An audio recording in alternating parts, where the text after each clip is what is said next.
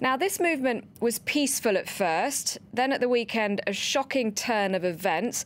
How did we get here, do you think? Did the government not take these protesters' concerns seriously enough? I think it would be fair enough to say that they've underestimated the sense of frustration that lies underneath this whole affair, and they probably didn't see coming the level of violence. It remains quite a surprise to see how the violence has been dialed up so rapidly, but I think it speaks to the real genuine sense of frustration that exists within France today. Now, students, as we've been reporting, have joined in today. Ambulance workers also protesting outside the National Assembly. The CGT union is calling for a massive protest on December 14th. Is this the government's worst nightmare? All these different groups joining in now with the movement? Absolutely. I mean, as some commentators have been talking about today, the threat of this snowballing and spreading right across French society is certainly something that the government is going to have to take very seriously. And I suppose that it's this potential for it to spread out right across French society and bring in all different aspects of society, which has seen quite a lot of comparisons to past events, and in particular events like 1968. So the threat of a nationwide, society-wide revolt definitely hangs in the air.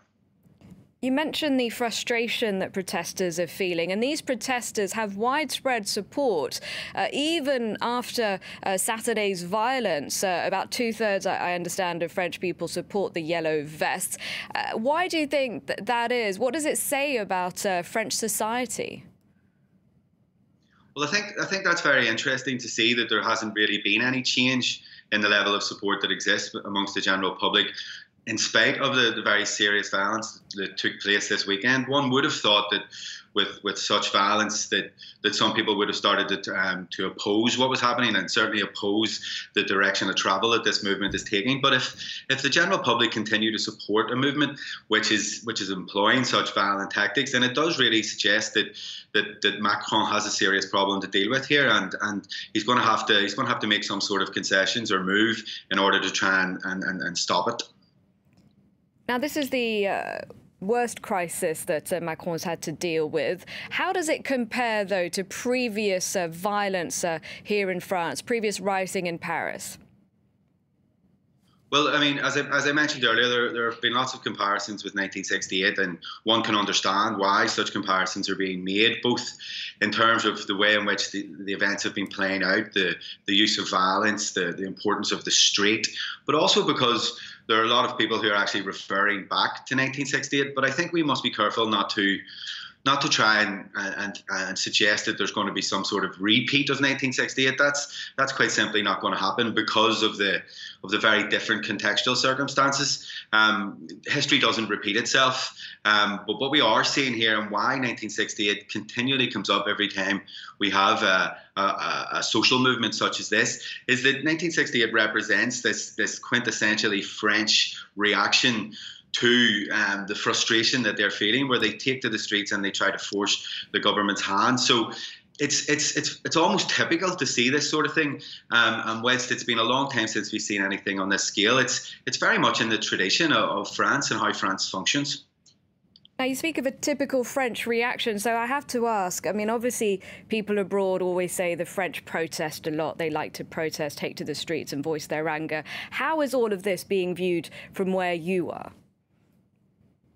Well, obviously, everyone's very preoccupied over here with Brexit, and therefore that the events in France are falling down the priority list in the news. But there has been increasing coverage of this, and whilst it might appear to be something different to what's happening in terms of Brexit, I can see parallels with the frustration that exists. You know, it's almost as if the frustrations that are being felt by the general public and by the population is an expression of a frustration that exists, that they don't feel as though the direction of the political system is giving them a voice, and therefore they're expressing their frustrations in this quintessentially French way. In many respects, you could see the frustrations that are being felt here in the UK as playing themselves out through the Brexit process, or you could look at the election of Trump in the US as an expression of this frustration, and other examples where there's a genuine malaise, I think, across world politics with